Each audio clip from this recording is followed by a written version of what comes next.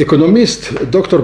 Bogomir Kovač je profesor na Ekonomski fakulteti v Ljubljani. Med drugim je leta 1987 postal član komisije predsednika Zveznega izvršnega sveta Jugoslavije Branka Mikulića, ki je pripravljala reforme centralno-planskega socialističnega gospodarstva v Jugoslaviji.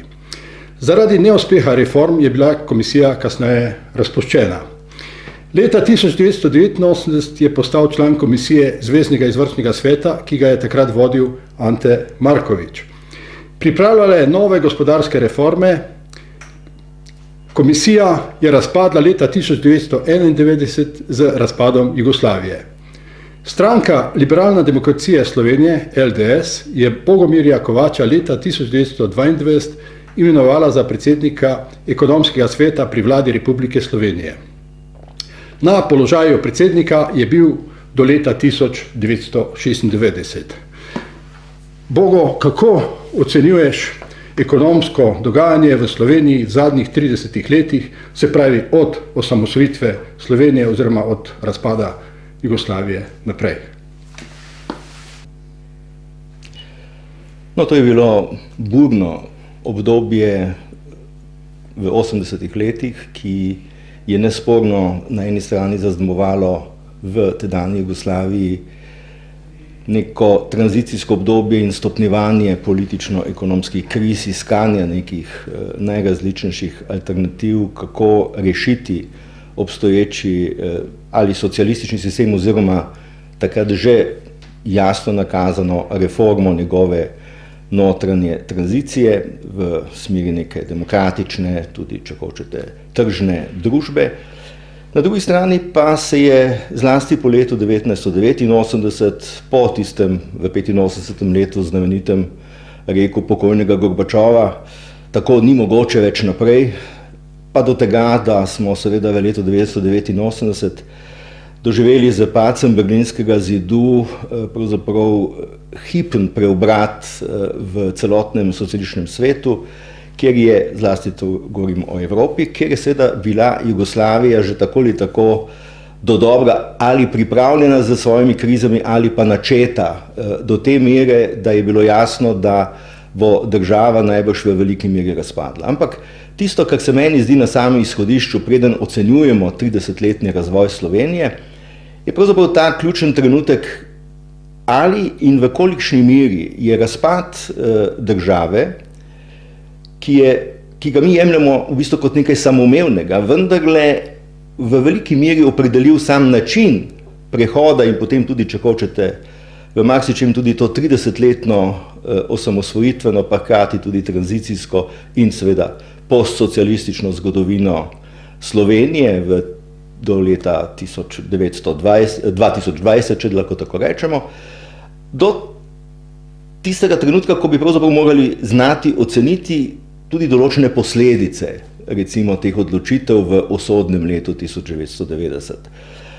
Želimo opozoriti na morda nekoliko prezrto ekonomsko-zgodovinsko dejstvo, da smo mi imeli tam nekje konec ali pa v tistem zadnjih 5-6 letih razpadanja Jugoslavije morda neke 4 alternative. 2 so bile bolj ali manj usmerjene v ohranjanje obstoječih gabaritov države v političnem smislu in tudi ekonomskega razvoja.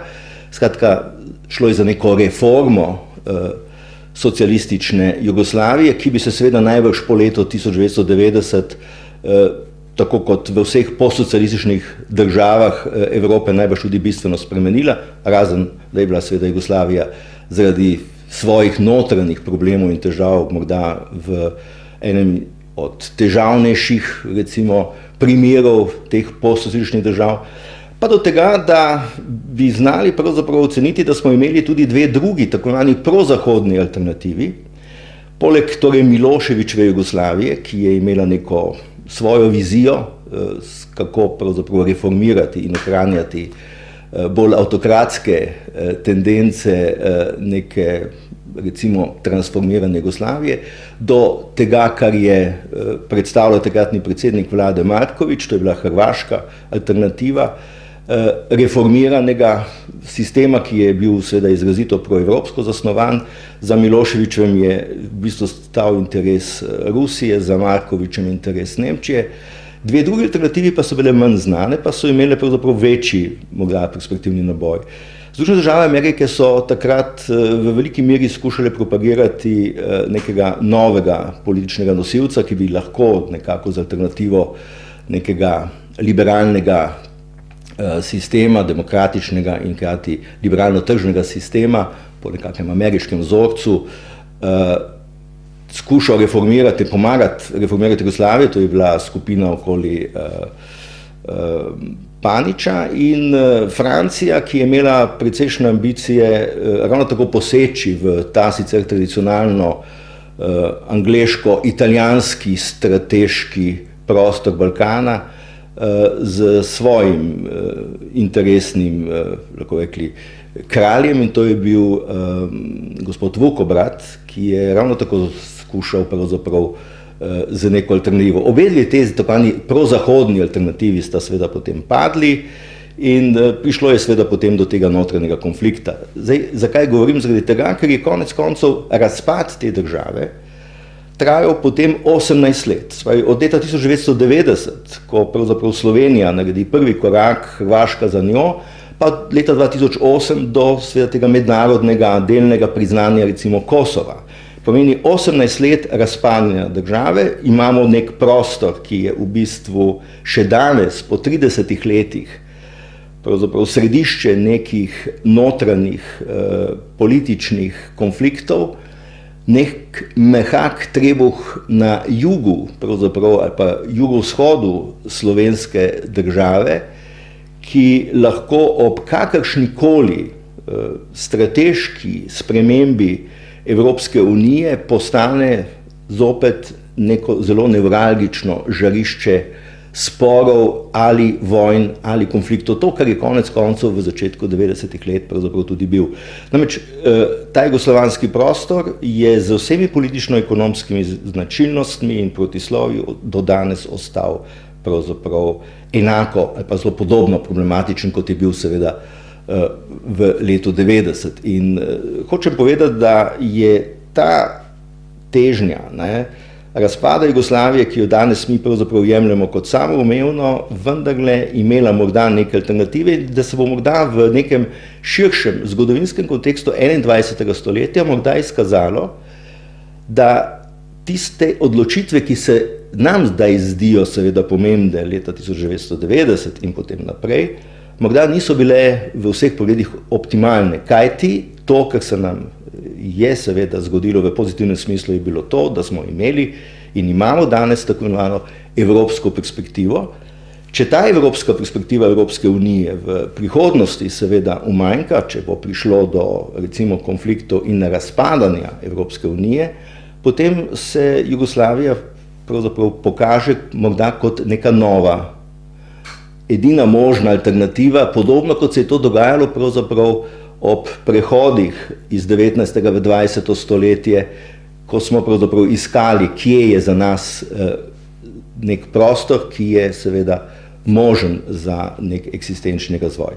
No, to je v bistvu neka zgodba, ki se mi zdi zaradi prevelike samoumevnosti pomembna, ko pokažemo ali pa skušamo razumeti, kaj se je dogajalo v tistem prelomnem trenutku in zakaj in kako je Slovenija pravzaprav šla na to pot. Zdaj, to prelomno obdobje je seveda z zgodovinskega vidika zelo jasno opredeljeno. Mi smo na nek način razumeli, da tedanja Jugoslavija zaradi notranjih konfliktov najbrž ne bo preživela, ne bo sposobna. Začutili smo tudi neko zgodovinsko priložnost ekonomskega osamosvajanja. Prvi takšni zelo resni ekonomski konflikti so seveda nastali na denarnem področju, kjer je prišlo do seveda velike destabilizacije tam 89. leta z tem, da se je seveda monetarni sistem zaradi srbskega vdora v bistveni meri destabiliziral. Mi v Sloveniji smo nekako čutili, da je ta razvojna razlika znotraj Jugoslavije, 1:7 smo jo običajno jemali, nekaj, kar je seveda ekonomsko in politično problematično ali protislovno. da nam bo mnogo bolje, da seveda skušamo pravzaprav iskati neko samostojno pot, to je tudi neka zgodovinska težnja, in da bomo ekonomsko veliko lažje preživeli za hitrejšo zahodno integracijo. No in to je bil tudi nek politično-ekonomski razlog. Zdaj, ekipa, ki se je takrat pravzaprav zbrala okoli Demosa, je poleg teh politično-ideoloških vizij imela seveda tudi neko zelo jasno in trdno ekonomsko vizijo. Ta ekonomska vizija, kada gre za osamosvojitev države, je seveda ta, da morate vi najprej vzpostaviti nek takvani ekonomski prostor, ki ga morate najprej zapolniti z denarjem, se pravi z neko monetarno suverenostjo, in zato je bilo daleč najpomembnejše, kako smo mi v tem ključnem obdobju izvršili monetarno osamosvojitev. Narodna banka Slovenije, ki je takrat v bistvu, to je sedanja Banka Slovenije, z že takratno ekipo, pa potem tudi z Mencigerjem in Krancem, je v bistvu takrat na nek način relativno, moram reči, zelo optimalno ali najbolje mogoče pravzaprav izpeljala ta prehod. Vsi ti monetarni prehodi so seveda tehnično ne tako zahtevni, kot navidezno izgledajo, so pa seveda izjemno pomembno, da so v bistvu zaradi zaupanja v denar, zaupanje v denarni sistem, nekaj, kar je seveda ključ do denarne stabilnosti, in denarna stabilnost je ključ za tržno stabilnost. Treba se zavedati, da je Slovenija v bistvu v tistem času prehoda imela na eni strani približno 1/3 svojega bruto domačega proizvoda je porabljala na notranjem trgu Jugoslavije in približno 1/3 celotnega jugoslovanskega izvoza je pokrivala Slovenija. To se pravi, Slovenija je bila tisto okno v svet za Jugoslavijo, in Jugoslavija je pravzaprav preko Slovenije in slovenskega gospodarstva nekako komunicirala s svetom. Zato je bil vstop Slovenije v tako imenovani zahodni tržni svet relativno najenostavnejši, in je bila tudi znotraj vseh postsocialističnih držav v bistvu Slovenija ne samo z najvišjim razvojem, ampak tudi z najboljšo startno pozicijo, kajti imela je tako imenovano podjetniško infrastrukturo, ki je bila preprosto pripravljena na ta, recimo, poslovni prehod, zamenjavo tržišča. Treba je bilo seveda znotraj tega samo zagotoviti nek primeren, stabilen ekonomski okvir, in monetarni okvir je ena stvar, in druga zgodba je seveda zdaj neka fiskalna državna osamosvojitev, se pravi, treba je prevesiti davčne sisteme, treba je preoblikovati proračunski sistem, zato da vam država seveda v nekem okviru začenja delovati. In mislim, da smo mi ta prehod 90, 91 pa tja nekje do 92 seveda relativno dobro previharili. To je bilo tudi obdobje 2 let, kjer smo imeli relativno zelo kratko in hitro menjavo in notranje politične razprtije znotraj Demosa, in potem seveda nastopi neka era od leta 92 naprej pa tja seveda do leta 2004, če lahko tako rečem, obdobja pravzaprav neke prevlade bolj ali manj ene stranke, to je bila takrat LDS, in pa seveda neka vloga Drnovška, ki je nekako premoščal most med levico in desnico, med ekonomijo in politiko. Bil je seveda ekonomist, bil je konec koncev človek, ki je prišel ali najprej odšel iz Slovenije v Beograd, pravzaprav po neki zelo nekonvencionalni politični poti, se od tam zopet vrnil v Sloveniji, zopet v bistvu po neki nekonvencionalni politični poti. Skratka, bil je človek, ki je v bistvu simboliziral neko tranzicijo in hkrati z svojo umirjenostjo in usmerjenostjo bil nekje morda najboljši približek tistega, kar smo v tistem trenutku uspeli napraviti. In tisto prvo obdobje od 90 pa tam nekje do leta recimo 96-97 je bilo obdobje pravzaprav, lahko rekli, neke osnovne tranzicije. Slovenija je morala najprej nadomestiti ta upad, to transformacijo iz notranjega tržišča na zunanje tržišče, iz tako imenovanega socialističnega gospodarstva, ki je seveda v veliki meri v Sloveniji zaradi njene prejšnje razvitosti in vloge znotraj Jugoslavije bil tako že transformiran, tako da smo morali ali pa smo uspešno nekako v 7-8 letih nadomestili ta lom, ki nastane v gospodarski rasti, v gospodarskem razvoju, v tem obdobju te, lahko bi rekli, seveda dramatične politične in ekonomske tranzicije. To je obdobje, torej, kjer je bilo treba postaviti pravzaprav v ekonomskem smislu institucionalno državo, kjer je bilo treba seveda spostaviti bolj ali manj novo lastniško podjetniško strukturo, zato je bila temeljna vloga in naloga v tem času pravzaprav kako postaviti in reformirati lastniško strukturo, kako podjetja v bistvu ekipirati za to, da bodo lahko delovala v novem poslovnem okolju in krati seveda na drugi strani vzpostaviti nek stabilen monetarni sistem od tistih prehodnih režimov, teh bonov in tako dalje, smo vzpostavili jasno svojo lastno valuto, jo stabilizirali in s tem seveda postopoma začeli stabilizirati tudi cene.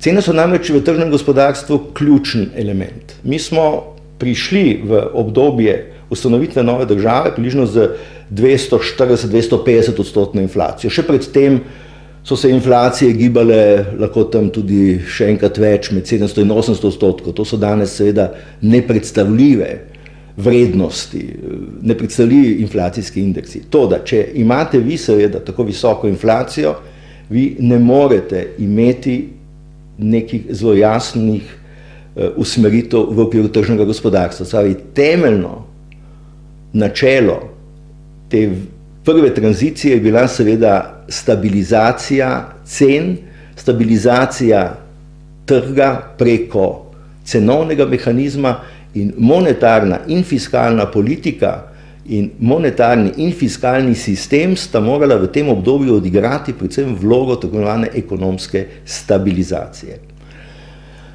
Drnovškova ekipa je bila pravzaprav ekonomsko takrat dovolj usposobljena za to, da je seveda to odigrala. Zdaj, zelo pomembno v tem prvem obdobju je bilo, kakšna je bila vloga vlade in pa Banke Slovenije. To sta namreč dva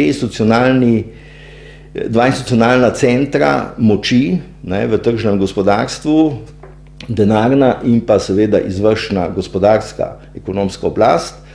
No in mi smo imeli v bistvu neko po svoje srečo ali pa zgodilo se je nekaj, kar je morda nenavadno vplivalo na uspešnost tega, kar se je potem v tem prvem obdobju v slovenski tranziciji zgodilo. Namreč v odpiranju tranzicijske postsocialistične ekonomije je bilo relativno hitro jasno, kaj je potrebno storiti. Vsi so trdili v politično-ekonomskem smislu, da demokracija je politični pogoj za tržno gospodarstvo. Tržno gospodarstvo je učinkovitejše od socialističnega, tako imenovanega planskega gospodarstva, ki seveda v Jugoslaviji tako ali tako ni deloval na podoben način, kot recimo je to bilo značilno za tako imenovani socialistični vzhodni blok, ki je deloval v okviru Sovjetske zveze ali pa venčka držav, ki je bila vezana v bistvu na ekonomsko zavezo in zvezo z tedanjo Sovjetsko zvezo. Ampak smo imeli nek precej mehkejši sistem. Ampak kljub temu, tržni sistem in cene so tukaj temelj in stabilnost teh cen je temeljni informator. In mi smo pravzaprav skušali v tem obdobju za stabilizacijo to seveda opraviti. No, zunanje intence in usmerite pa so bile seveda v tem hipu pravzaprav nekako nasprotne. Druge države, posamične države niso prišle v bistvu v sistem reform in tranzicije z visokimi inflacijami, kajti tam pravzaprav cene niso igrale nobeno vlogo, ne. Zato je bil tako zvani tranzicijski nasvet takrat Zahoda, ne, tako zvani Washingtonski konsens, kot se je takrat oblikoval, ne, kot nek sistem reform, da je treba seveda čim hitreje privatizirati, da je treba čim hitreje liberalizirati in čim hitreje v bistvu vzpostaviti pravzaprav nek institucionalni sistem tržnega gospodarstva z relativno avtonomno in samostojno monetarno oblastjo, z seveda klasičnim načinom delovanja pravzaprav ekonomskih politik vlad in tako dalje. In predvsem, kar je bilo seveda zelo pomembno, ne, Zahod je zelo hitro videl, da se tukaj preprosto odpira možnost za prihod pravzaprav svojega kapitala za na nek način investiranje, za odpiranje trgov.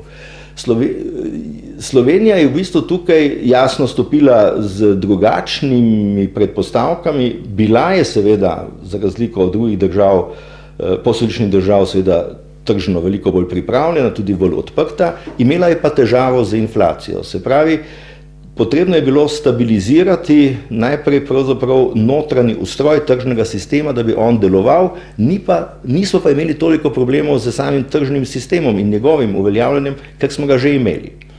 In to nas je nekako povsem odlepilo od klasičnega pristopa in to je bilo tudi tisto, kar je potem relativno hitro pripeljalo do velikega spora znotraj Demosove vlade med ekonomskim delom, Mencigerjem in Krancem kot ministrom za gospodarstvo in pa finančnim ministrom in seveda ostalim delom vlade.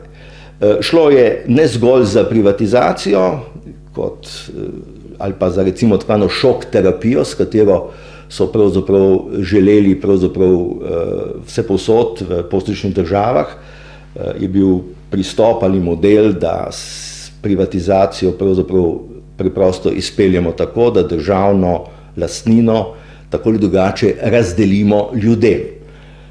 Potem se je seveda to kasneje jasno v tistih državah izvilo v tako imenovano, kot navajamo, tajkunizacijo, se pravi v prilaščanje teh delitvenih deležev in tako dalje. No, Slovenija je v bistvu nasprotovala temu pristopu, nasprotovala je konec koncev tudi razumevanju pravzaprav temeljnih problemov te tranzicije, kajti imeli smo drugačno stališče. Tukaj je torej nastal ta spor, ta trk med tako imenovanim šok terapijo, med pravzaprav ponavljanjem nekega obrazca tranzicije zahodnih držav, ki so se pojavile kot neko priporočilo in ki so ga bolj ali manj prevzele vse postsocialistične države, razen seveda Slovenije, delno tudi Hrvaške potem,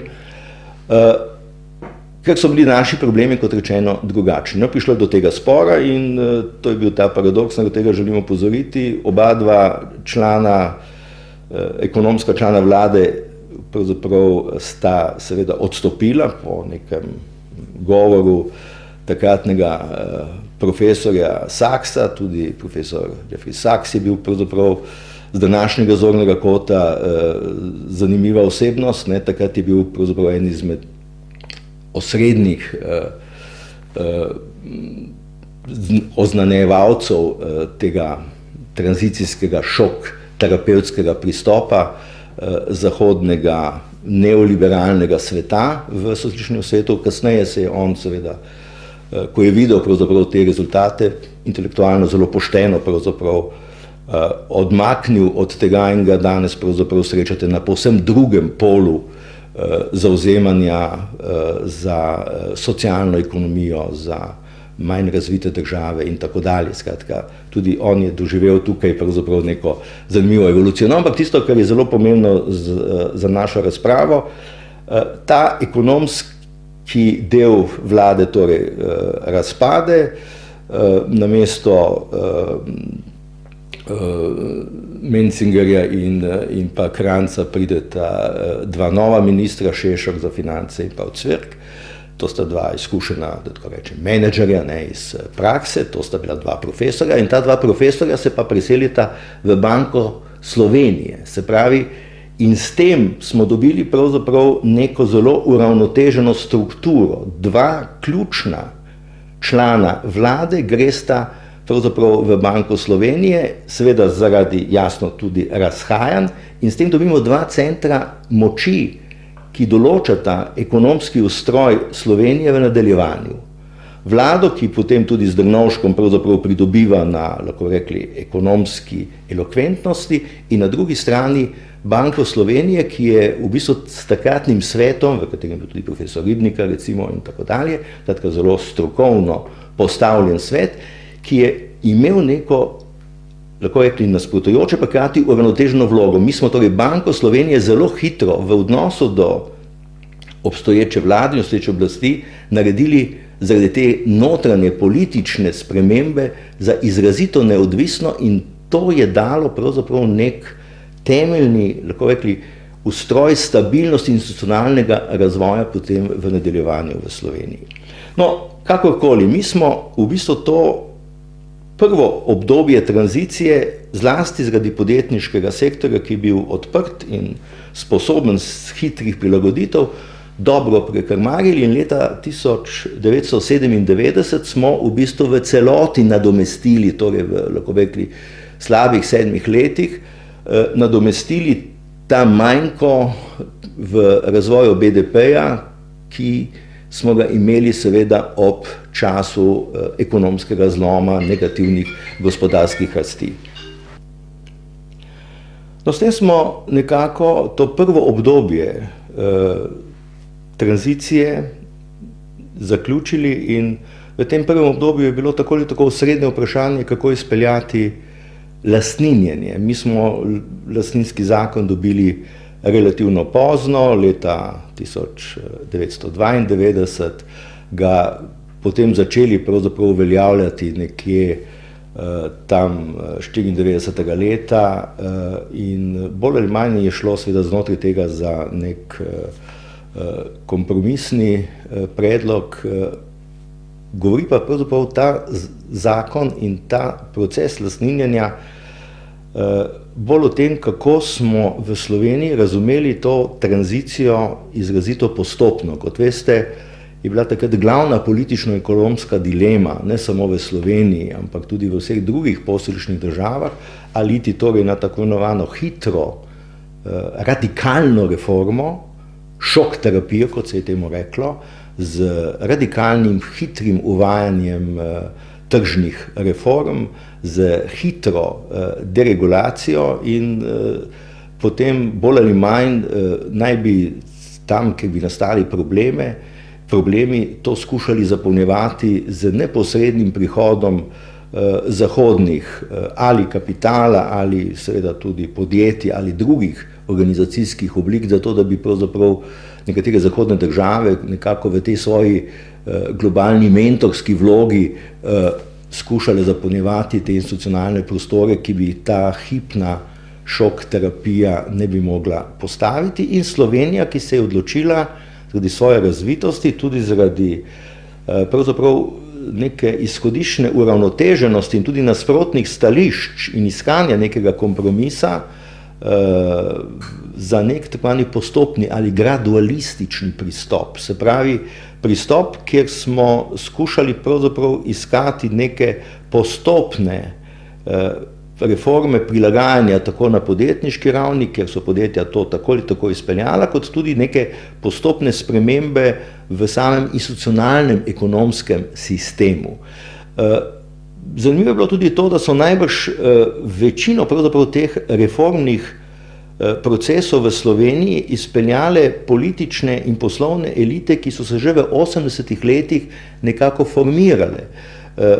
LDS, ki je takrat nosil svojo vlogo, se je pravzaprav intelektualno kalil v drugi polovici 80. let v okviru mlajše generacije, ki se je bolj ali manj pripravljala na ta tranzicijski prehod, ne glede na to, ali je bilo to v osamosvojeni državi ali bi bil ta prehod znotraj recimo še stare Jugoslavije, ampak vsekakor je bil tu nek pripravljen alternativni pristop, ki je seveda zdaj, ko je prišla priložnost ne samo nove države, temveč tudi vzvoda oblasti, pravzaprav to znanje in to svoje politično poslanstvo seveda udejanil. Ampak v bistvu ga je razvijal in prenašal še iz prejšnjega sistema in je po naravi stvari bil nekako naklonjen temu, da bi v institucionalnem smislu šlo za postopno reformiranje. In ne nek radikalni poizkus, ki smo ga takrat v Sloveniji označili kot, če bi šli v radikalne reforme, bi pravzaprav uporabili socialistične, komunistične metode, ki so bile znane po tem, da so seveda intervencionistično posegale. Paradoks, če hočete, neoliberalizma je, da v bistvu na eni strani zagovarja privatizacijo, deregulacijo, globalizacijo, financializacijo in tako dalje, ampak z vidika ekonomskega razvoja, torej nekaj, kar je tržno decentralizirano, z vidika politike je pa pravzaprav revolucionarna politična in ideološka agenda. To je treba storiti na silo, to je treba v bistvu na nek način pravzaprav uveljaviti. Kar pomeni, da je neoliberalizem v političnem smislu intervencionističen, v ekonomskem smislu pa prisega seveda na to, če hočete, izrazito tržno deregulacijo. In zaradi tega svojega protislovja je seveda potem kasneje doživel jasno tudi stopnjevanje politično-ekonomskih kriz.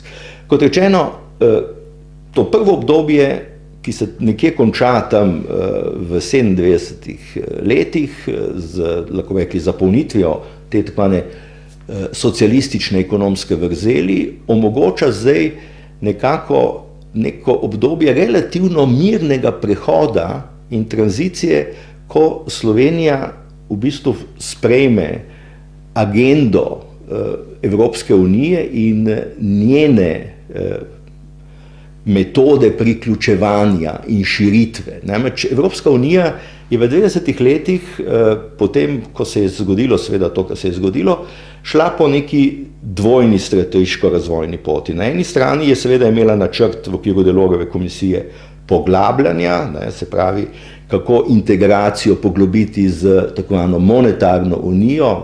Mi dobimo pravzaprav poleg skupnega evropskega trga, zdaj tudi skupni monetarni prostor, skratka oživljanje, če hočete, ideje Evropske unije iz 50 let, da se Evropa pravzaprav ne postavlja zgolj kot skupni ekonomski prostor, ampak kot skupna politična integracija.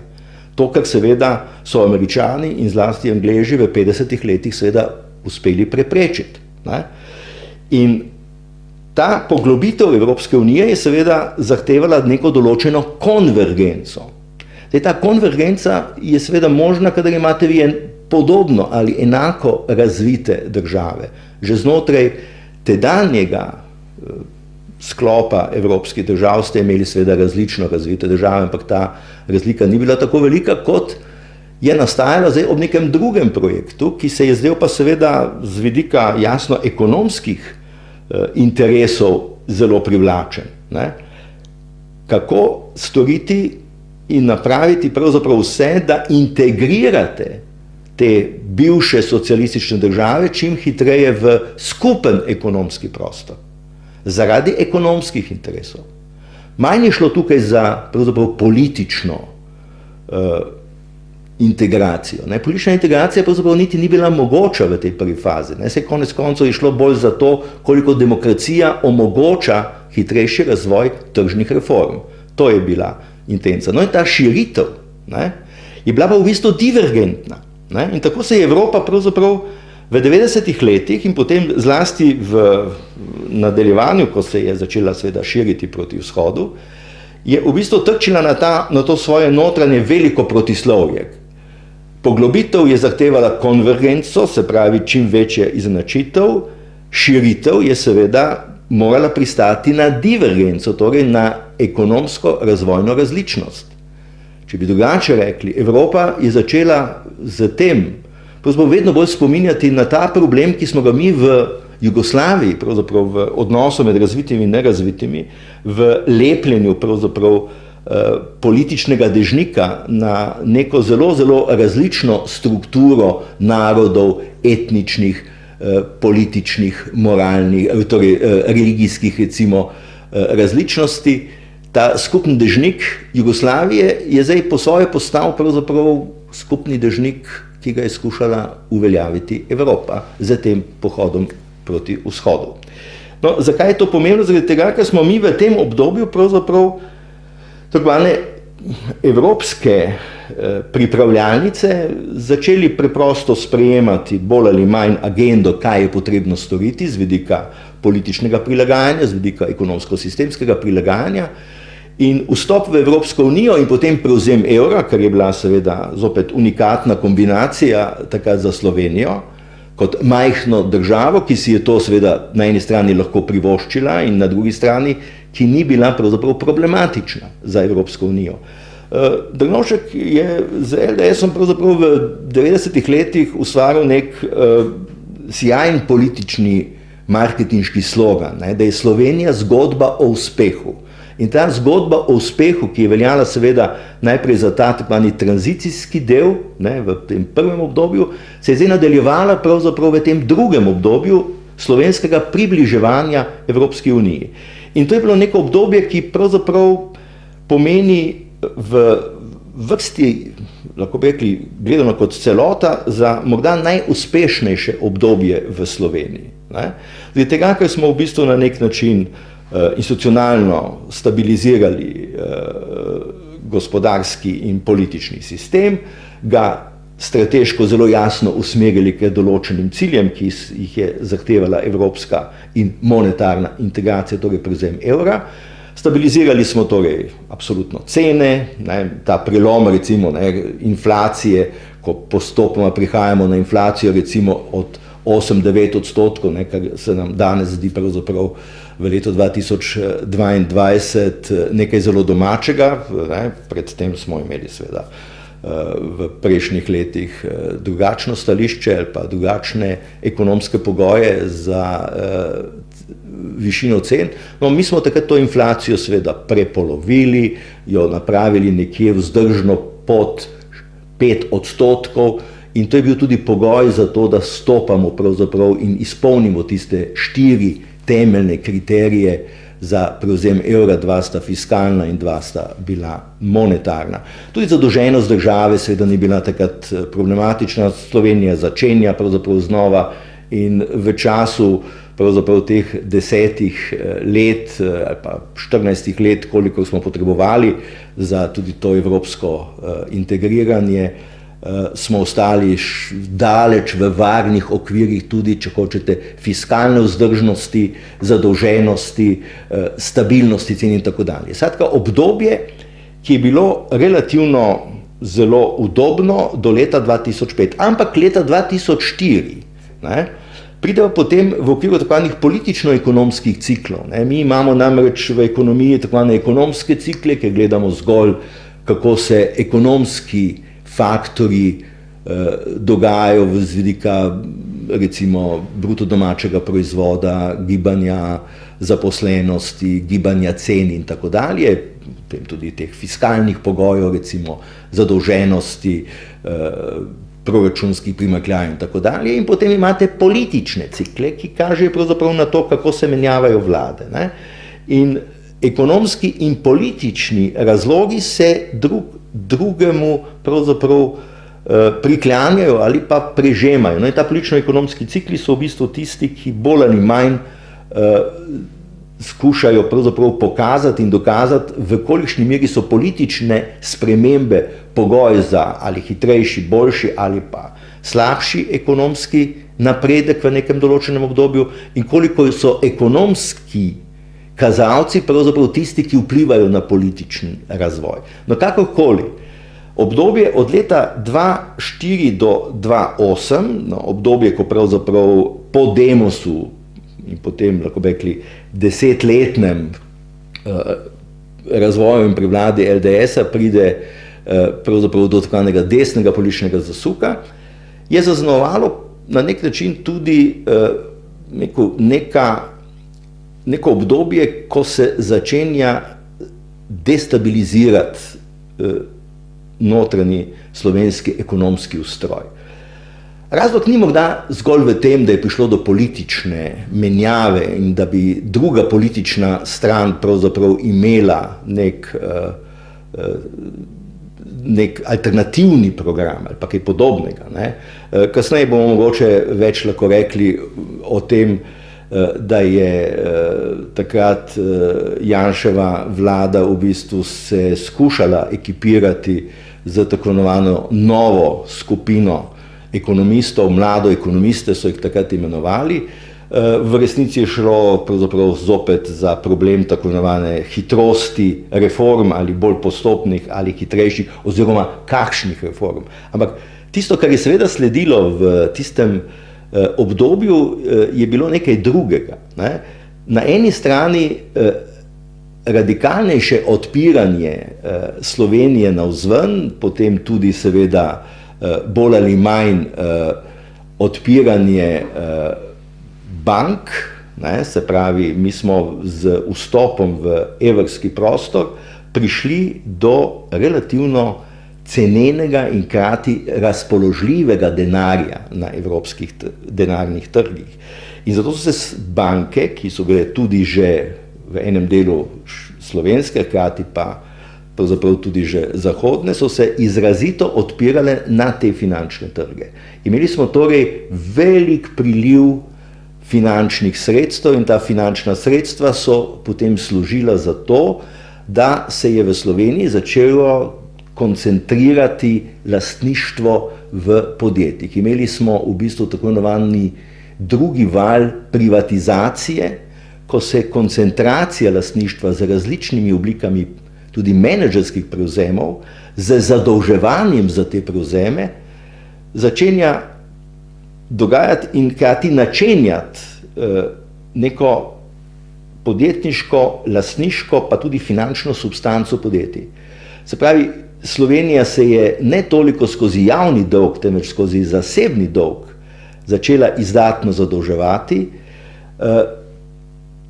Ta finančni priliv se je seveda bolj ali manj zlival v slovenska podjetja in v privatizacijske nove modele ali, če hočete, nove notranje upravljavske in lastninske prerazdelitve.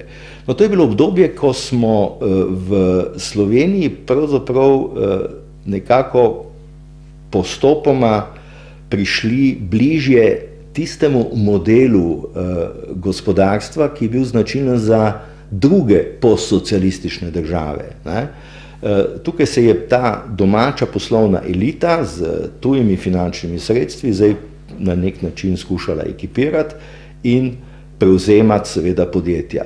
Imela zaradi tega tudi politično zaslombo, zdaj ni povsem jasno, ali so menedžerji sprožili te notranje odkupe zaradi tega, ker so hoteli nekako se ubraniti recimo potencialnih političnih intervencij nove oblasti, ali pa je šlo seveda tukaj preprosto za neko ekonomsko priložnost, ki se je po prevzemu evra, po odpiranju pravzaprav finančno-bančnih tokov, zlasti v Evropski uniji, seveda tukaj bogato odprla in so preprosto izkoristili to priložnost.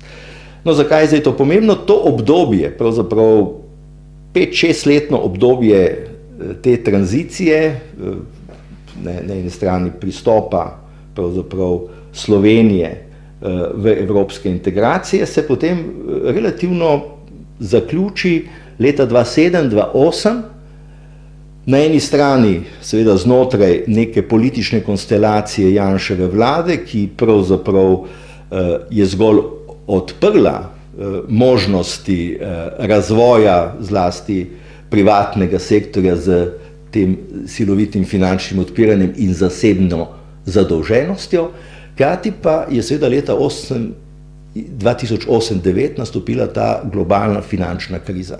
In to je zdaj obdobje pravzaprav tam nekje od leta 2009 do leta 2020, ki ga lahko imenujemo zdaj morda tretje ali četrto obdobje, zdaj odvisno od tega, kaj postavimo tukaj vmes, ali je to obdobje najprej tranzicije od leta 90, 97, 98, potem drugo obdobje, ki ga imenujemo pravzaprav obdobje nekako evropeizacije, če hočete, Slovenije od leta 1998 do 2008 z notranjimi politično-ekonomskim razvojnim obratom, s tem politično-ekonomskim ciklom. Polovico tega obdobja ali pa malo manj kot polovico je prišlo do obrata med levo-sredinskim in desno-sredinskim delom slovenske politike in potem zdaj to zadnje obdobje, tretje, če hočete, ki v bistvu zaznamuje finančna kriza in potem stopnjevanje pravzaprav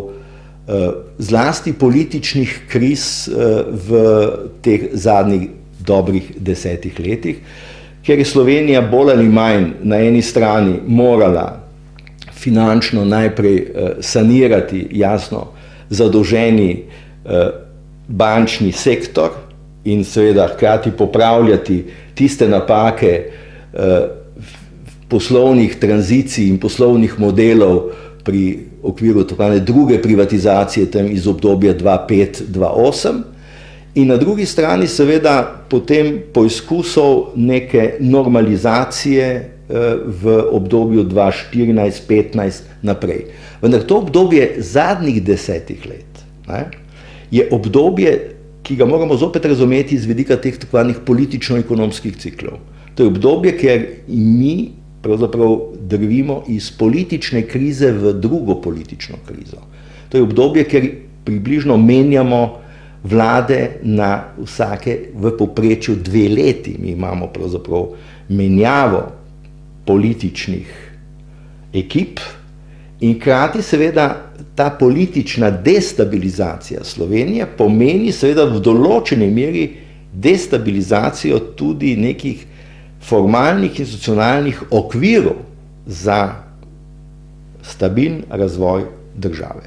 Mi smo sicer uspeli nekako tudi z zunanjo pomočjo, pa hkrati tudi seveda pod zunanjo prisilo, ki je bila pogosto protislovna. Veste, da je Slovenija v nekem določenem obdobju po Grčiji pravzaprav bila nek preizkusen kamen tudi za Evropsko unijo in za ECB, kako in na kakšen način recimo sanirati banke, tudi z razlastitvijo notranjih lastnikov.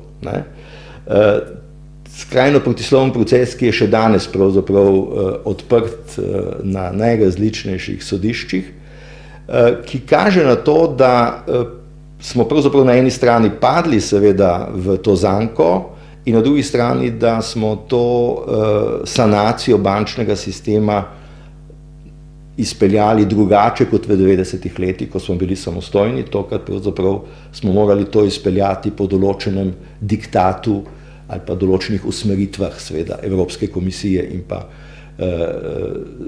ECB-ja, se pravi Evropske centralne banke, in mislim, da je to politično in ekonomsko bilo precej sporno.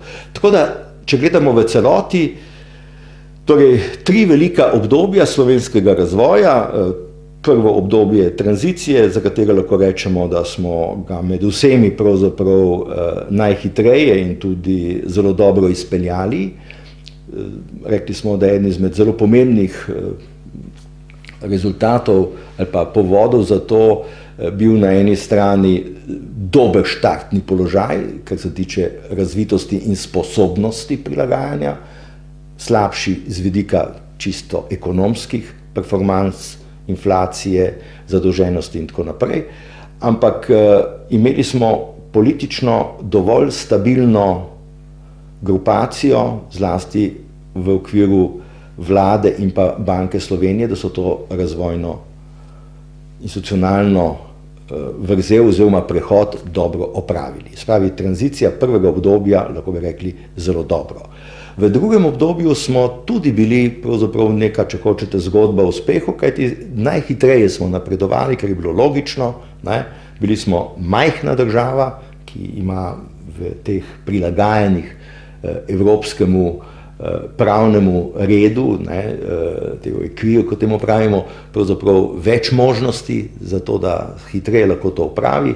Imeli smo tudi relativno seveda zelo izkušeno ekipo, na eni strani Drnovšek, ki potem leta 2002 sicer odide v predsedniško vlogo, ampak kljub temu imamo v ozadju pravzaprav zelo dobre priprave za to tranzicijo in potem seveda ta relativno uspešen dvojček vstopa v EU in hkrati tudi potem malce kasneje prevzema evra.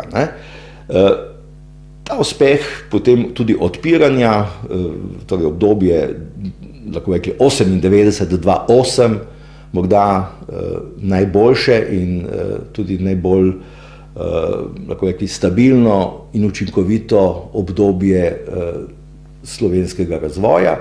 Zadnje obdobje, ki se začenja z finančno krizo, pa je bilo seveda obdobje, ko pravzaprav smo bolj ali manj se ukvarjali z notranjimi političnimi nasprotji in smo v bistvu reševali na ekonomskem področju tisto, kar se je dalo, in to je seveda tudi rezultat potem tega, da smo šele v zadnjem času, tam nekje od leta 2016-2017, pravzaprav nekako zopet začeli pospeševati oziroma prihajati na nek način v neko normalno ekonomsko trajektorijo, ampak zopet se je zgodilo v letu 2019-2020, pravzaprav, da smo doživeli seveda zdaj niz novih kriz od covida do seveda zdajšnje energetske krize in tako dalje. Skratka, slovenski razvoj, kot rečeno, skozi ta 3 obdobja kaže na, lahko bi rekli, v prvem obdobju, prvem in drugem, za neko relativno dobro in tudi uspešno prenovo. V tem zadnjem obdobju pa bi rekel, da smo bolj ali manj pravzaprav v neki stagnaciji z vedno večjimi, tako tudi evropskimi protislovi, kot seveda tudi z odpiranjem nekaterih seveda tudi notranjih razvojnih vprašanj, ki jih nekako ne znamo najbolje na nek način nagovoriti. Tako da upam, da bomo morda te krize zdaj prekrmarili čim bolj učinkovito, zato da bi seveda morda ta 20 leta, teh naslednjih 10 let, do 40-letnice osamosvojitve države, po osamosvojitvene drže pravzaprav uspeli malce nadoknaditi pravzaprav ta manjko tretjega dela. Seveda politična stabilizacija Slovenije je tukaj ključna za to, da se lahko ekonomski razvoj in ekonomski sistem na nek način dobro pozicionirata in da dosežemo potrebno ekonomsko stabilnost za razvojni preboj, ki je pa seveda zaradi vseh sprememb, ki nastanejo in nastajajo v globalnem ekonomskem in političnem prostoru, seveda morda eno izmed ključnih obdobij za nadaljnji obstoj Slovenije. Omenil si mlade ekonomiste, ki so bili nekako na sceni leta 2005 do 2007. Kakšno vlogo so oni odigrali? Kako ti ocenjuješ to njihovo vlogo? No, vlogo mladih ekonomistov lahko postavimo zopet v nek kontekst tistega politično-ekonomskega cikla in tiste menjave.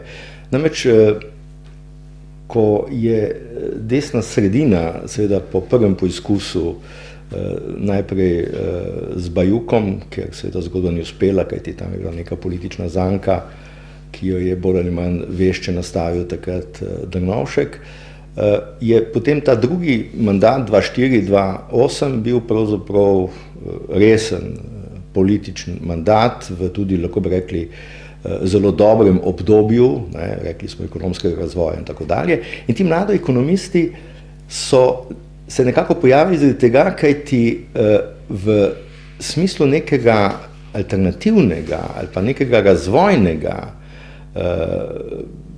sistema ali pa vidika, desna vlada pravzaprav ni imela neke prave alternative. Ona je nastopila politično v bistvu kot alternativa, nekako obljubila pravzaprav drugačen razvoj, hkrati pa ni imela notranjih resursov, virov, intelektualnih za to, da bi lahko formulirala to zgodbo. In zanimivo je bilo, da je takrat se v bistvu oblikovala neka mlajša skupina, glavni, ki je takrat pravzaprav nekako skrbel tudi zaradi svoje medijske pojavnosti, tudi elokventnosti, je bil Mića Mrkajić. Mića Mrkajić je v bistvu dosti publiciral, je bil pravzaprav predstavnik, lahko bi rekli, neke radikalnega, ali pa ne v smislu seveda radikalnega v politično-ekonomskem smislu, ampak morda v nekem kontekstu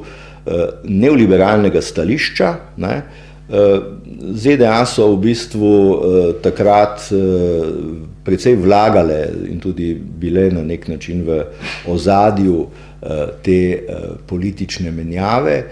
In neoliberalizem je z svojo politično-ideološko logiko v bistvu bil preprost, udaren in lahko je postal pravzaprav nek fundament. No, in Mića Mrkavič je zbral potem okoli sebe tudi neko skupino mlajših profesorjev oziroma docentov na ekonomski fakulteti in skupaj so začeli oblikovati pravzaprav neke temeljne ideje. Te temeljne ideje so bolj ali manj bile v nastavku. Ne. Ta nastavek je bil, kaj pravzaprav storiti, ker seveda je prejšnja oblast temeljila bolj na keynesianskem delu ali tako ekonomiki povpraševanja, ko vi pravzaprav spodbujate gospodarski razvoj skozi fiskalni del, skozi izdatke, socialna država je bila skozi pravzaprav nek temelj pravzaprav tranzicijskega obdobja, je ta drugi del stavil na ekonomiko ponudbe in davčna reforma je bila tukaj pravzaprav ključ teh sprememb. Ne. In enotna davčna stopnja je bila pravzaprav nek, lahko rekli, modni artikel takrat, ne, kako pravzaprav poenostaviti davčni sistem, ga radikalno zasukati v okviru ekonomike ponudbe z znižanjem davkov, spodbuditi pravzaprav podjetniški sektor, zlasti male in srednja podjetja, ki so davčno pravzaprav po tej plati najbolj občutljiva in začeti pravzaprav nek alternativni razvoj. Hkrati je bila oblikovana neko kratko obdobje, je igral vlogo razvojnega ministra profesor Damjan, tudi on je doživel mogoče takšno reinkarnacijo kot, ali pa drugačen vidik potem kasneje kot profesor Sachs. No in takrat so tudi oblikovali en tak širok nabor pravzaprav nekih projektov, reformnih projektov, s katerimi bi pravzaprav začeli. Zdaj, ta Damjanov poskus je pravzaprav bil, ali pa je hotel biti relativno zelo sistematičen, sistemski, tudi razprave intelektualne so bile v tedanjem času, ki jih je on organiziral, zelo žive, burne, ampak v nekem danem trenutku, zlasti zaradi davčne reforme, so postali, pa tudi morda zaradi svoje elokventnosti, so postali pravzaprav mladoekonomisti moteč element. Bili so po eni strani preveč radikalni oziroma po drugi strani politično preveč samosvoji, da bi jih Janševa oblast, zlasti seveda predsednik vlade, lahko na nek način še sprejemal. In zgodilo se je seveda, da se jim je potem on sam na nek način odrekel. Damjan je, kot veste, relativno hitro potem zapustil zadevo, Mića Mrkavič se je potem umaknil v ZDA, skupina mladih ekonomistov, ki je najprej zapustila ekonomsko fakulteto in odšla seveda v Koper, se je tudi vrnila potem kasneje nazaj na ekonomsko fakulteto in začela tam preprosto delovati v akademskih vodah. Tako da se je potem zgodba, ko ni imela in ko ni bila več politično instrumentalizirana, relativno hitro razpustila. Z vidika ekonomskih idej pa pravim, je imela na eni strani nek praktičen nabor, Janša je potem tudi, kadarkoli je seveda nastopil za svojo administracijo, je vedno na nek način imel potem nek ponudbeni paket ukrepov ali, če hočete, nekih reformnih projektov. Po drugi strani pa seveda takrat imel še toliko pravzaprav naslonitve na nek konceptualni okvir v tisti prvi vladi, da je pravzaprav sploh iskal alternativo. Kasnejši poizkusi v letih 2012, ki so bili tako relativno kratki, pa ki so bili seveda bolj ali manj vezani na stabilizacijo, ali pa potem v zdajšnjem, recimo zadnjem mandatu, pa pravzaprav sploh niso več iskali na nek način neke konceptualne alternative, ker se jim je zdela pravzaprav z ekonomskega vidika nepotrebna in so se bolj koncentrirali pravzaprav na politično koncentracijo moči in na takšne in drugačne upravljavske prevzeme podjetij, kar je sicer mimogrede pravzaprav z vidika korporativnega upravljanja neka razvada in seveda tudi politična navada vseh vlad, tudi recimo sedanje. No, tako da, gledano z zornega kota mlado ekonomistov, ki so zdaj postali seveda že staro ekonomisti po letih, je v bistvu bolj v tem, da so bili v nekem danem trenutku politično instrumentalizirani, bili so politično nezreli, zato da bi vedeli, v kaj se podajajo, izkoristili so pa neko ekonomsko priložnost, imeli neko ambicijo spostaviti neko alternativo. Ta alternativa, moram reči, v tedanjem trenutku ni bila seveda najboljša, ali pa je bila pravzaprav bolj na nek način v okvirih neke neoliberalne agende, ampak že sam liberalni tržni ustroj, pa če hočete neka idejna vloga, neka nagnjenost temu, da bi vendarle oblikovali nek sistem, je bilo že nekaj dragocenega samo po sebi, kar pa je bilo zopet problematično takrat pravzaprav že tudi za vlado Janeza Janše, ki si pravzaprav nekega širšega konceptualnega okvira na področju ekonomije pravzaprav niti ni želel, ker bi ga lahko oviralo pri njegovih političnih stremljenjih. In še zadnje vprašanje, ali bi bilo mogoče organizirati kapitalizem tako, da bi bil bolj znosen? No, takšna zadnja vprašanja so v bistvu takšna, ki bi lahko bila na začetku. Se pravi, odpira pravzaprav morda tisto temeljno vprašanje, ki se je začelo konec 80-ih let in na začetku 90-ih let ob sami tranziciji, torej za kakšen kapitalizem gre oziroma ali je mogoče kapitalizem, ki se potem cepi v postsocialističnih državah, vendarle preoblikovati in spremeniti tako, da bi bil z nekega sodobnega razvojnega vidika vzdržnejši. Kapitalizem je politično-ekonomski sistem, ki v zadnjih 250 letih dokazuje neko svojo, lahko rekli, temeljno zgodovinsko lastnost, da je izjemno prilagodljiv sistem in da je sposoben v prehajanju teh svojih, lahko rekli, političnih, ideoloških meja doseči marsikaj in prikriti tudi marsikaj. Ta temeljni razvojni koncept med kapitalom in delom in njima protislovjema, ki je bilo značilno pravzaprav za politične in ekonomske teorije ter ideologije 19. stoletja, se je v 20. stoletju seveda v bistveni meri razblinil, kajti kapitalizem se je na eni strani v veliki meri socializiral in to, kar imamo z tako socialno državo po drugi svetovni vojni, kakorkoli jo že potem gledamo v razvoju, je del te socializacije.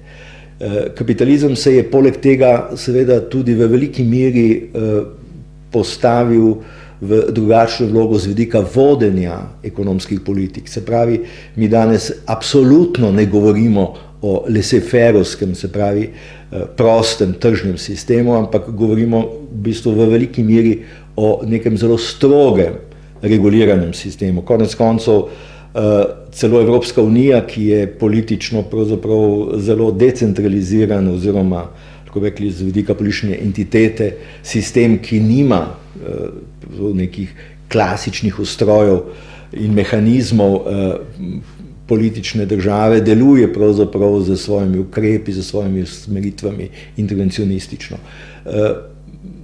Centralne banke so danes tiste, ki pravzaprav izrazito gledajo in načrtujejo. Mi danes celoten sistem, tako skozi ekonomske politike držav, se pravi fiskalne politike, recimo vlad, ali pa monetarne politike centralnih bank, gledamo pravzaprav kot obliko načrtovanja. Če smo prej nekje rekli, da je bila glavna razlika med kapitalizmom in socializmom v razlikovanju trga in plana, potem moramo reči, da je danes pravzaprav trg mnogo bolj reguliran, mnogo bolj načrtovan vidika vseh ekonomskih politik kot kdajkoli doslej. In to mu je omogočalo pravzaprav preživetje. Tisto, kar bi danes pravzaprav kapitalizem nekako moral razumeti, ali pa to, kar bi morali tudi globalni akterji pravzaprav veliko bolj upoštevati, je, da je ta socializacija kapitalizma, ki je bila seveda in se je potem koncentrirala v njegovem centru, se je napajala v bistvu še vedno z, lahko rekli, relativno klasičnimi, modernimi kolonialnimi potezami periferije in polperiferije. Ko je šla ta zgodba tudi v postsocialistični širitvi, pravzaprav v te države, ko se je torej Evropska unija širila, ko se je globalni zahodni svet globaliziral, ne? Ko je torej vključeval torej manj razvite centre in trge, ne? Je v bistvu iz njih, kot bi rekli v klasičnem marksističnem jeziku, črpal pravzaprav presežno vrednost. Se pravi, ta akumulacija in ta socialno-ekonomska pomiritev v centru se je še vedno, tako kot skozi stoletja, napajala pravzaprav z cenenimi viri in z širokimi in seveda razpoložljivimi trgi tako enega svetovnega juga. In ta razlika med svetovnim severom in svetovnim jugom je pravzaprav ostala vso to zgodovinsko obdobje. In ko smo danes prišli pravzaprav do tega, da se soočamo s podnebno krizo, kar pomeni, da se mora kapitalizem nekako prilagoditi glede na ekološke razmere in se transformirati, ne? Ko stojimo pravzaprav pred to globalno socialno neenakostjo in ko je treba pravzaprav reči, da je potrebno najbrž s tako ali drugačnimi oblikami pomoči, recimo, ne, imamo demografske probleme, imamo pravzaprav probleme danes z krizo, recimo prehrambeno krizo, ne. Konec koncev smo prišli do energetske krize. Vse te krize, ki se pravzaprav nanašajo na neke naravne vire in seveda njihovo politično-ekonomsko eksploatacijo, kažejo na to, da se je ta kapitalizem v centru socializiral na račun pravzaprav, lahko bi rekli, neokolonializma kot klasičnega tipa razvoja kapitalizma pravzaprav v ostalem deli sveta. In ko se danes pravzaprav pogovarjamo o novi geostrateški poziciji in pozicioniranju, moramo vedeti, da je 20. stoletje in vse to, kar je konec koncev Zahod lahko doživel po drugi svetovni vojni, rezultat seveda nekega politično-ekonomskega ustroja, neke ureditve, ki jo je seveda na eni strani Amerika doživljala, oziroma Združene države Amerike, kot nek prostor, s katerim je zagotavljala nekako kot Pax Americana neko svetovno ureditev, hkrati pa se je seveda postavljala v nek svoj dominanten položaj homogenizacije in hegemona v politično-ekonomskem smislu, tako v tehnološkem, tako v finančnem, tako seveda tudi v proizvodnem smislu. In zdaj smo prišli do tega, da je kapitalizem pravzaprav prišel znotraj tega ustroja do tega, da se kaže kot neka nova prerazdelitev politične moči. To je ta geostrateška kriza, znotraj katere se danes pravzaprav nahajamo, in ta trg, ki se je zdaj zgodil seveda v Ukrajini, je pravzaprav trg na nek način teh geostrateških sil, v bistvu trg tega pravzaprav kapitalističnega ustroja, ki na teh starih pravzaprav dominantno kolonialnih principih svetovnega tržnega sistema skozi, če hočete, ta washingtonski konsens, ki je v zadnjih 30 po razpadu, ne, kot veste, po razpadu pravzaprav socialistične Evrope ali takratne Sovjetske zveze, ne, Azija s Kitajsko je seveda bila nekaj drugega, je prišlo pravzaprav do nekega silnega spoznanja, ne, Fukuyama govori pravzaprav o tem, ne, o koncu zgodovine, mi govorimo, ali pa govorilo se je pravzaprav o tem, da ni druge alternative, kot je seveda takšen tip kapitalizma, kot ga je seveda poosebljala Amerika in kot ga je seveda poosebljala ta neoliberalna agenda.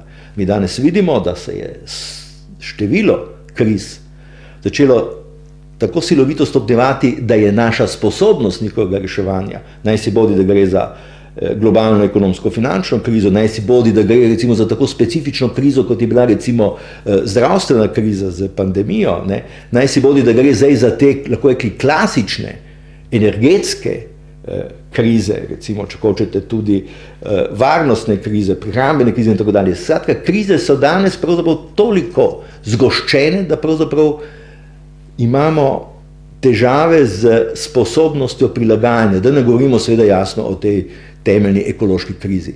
In zdaj seveda temeljno spoznanje, ali bomo to imenovali pravzaprav ekokapitalizem, ne?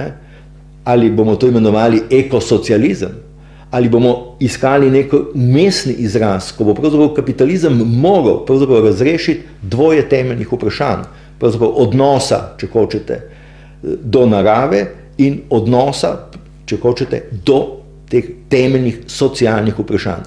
Z klasičnimi, tudi prikritimi oblikami akumulacije, ne, ko je pravzaprav skušal z širitvijo trgov, z globalizacijo proizvodnj in obvladovanjem finančnega sveta, z obvladovanjem tehnologij nekako vladati, ne da bi se seveda pojavljal z trdo močjo, seveda ZDA so to vlogo neprestano odigravale, treba se zavedati, da imamo pravzaprav nekega svetovnega hegemona, ki seveda z vojaško, politično močjo intervenira kjerkoli v svetu, kadarkoli meni, da so ogroženi ali njegovi interesi ali pa posredno interesi zaveznikov. Ne?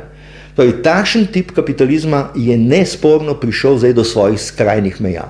Druga stran mu zdaj nastavlja pravzaprav lice. Ta druga stran sicer ni, lahko rekli, socializem, ne, v klasičnem pomenu besede. Zanimivo, da je veliki spor med Kitajsko in ZDA zaradi vloge, moči, zaradi dinamike, pravzaprav vendarle v marsičem spor, ki spominja na dileme 19. stoletja. Imamo vendarle tukaj še vedno uradno pravzaprav neko socialistično državo, seveda z nekim novim hibridnim modelom kapitalizma, in imamo tu zdaj klasično neoliberalno kapitalistično državo, ki tudi seveda ima, ZDA, kot veste, ima vedno večje notranje politične probleme, ne? Podobno seveda tudi drugi in tako dalje, ampak kot rečeno, ta veliki trg zamenjav, kot pravi Arrighi, ne, med Pax Americano in recimo nekim novim recimo prihodom azijskih sil z Kitajsko na čelu, to je zgodba 21. stoletja. In zagotovo se ta zgodba ne bo razrešila drugače kot to, da bomo dobili, po mojem mnenju, neko mehkejšo obliko nekega, če hočete, kapitalizma, ki ne bo imel kapital v klasičnem finančnem, ekonomskem smislu v središču, ampak bo ta kapital, o katerem se bomo pogovarjali, pravzaprav kapital, ki bo temeljil na intelektualnem kapitalu, to se pravi na znanju, ki bo temeljil na socialnem kapitalu, se pravi na tistem zaupanju, ki je nujno potrebno za to, da pravzaprav pride do nekega novega sožitja, če želimo kot civilizacija preživeti, in da bomo se seveda pogovarjali v končni instanci pravzaprav o nekem družbenem kapitalu kot družbeno odgovornem ravnanju. Ali kapitalizem, ki ima v ospredju intelektualni, socialni in družbeni kapital, pravzaprav drugačen tip kapitalizma, in je kapital seveda zdaj tukaj že transformiran v svojem jezikovnem izrazu in pomenu, to ostaja pravzaprav odprto. Ne?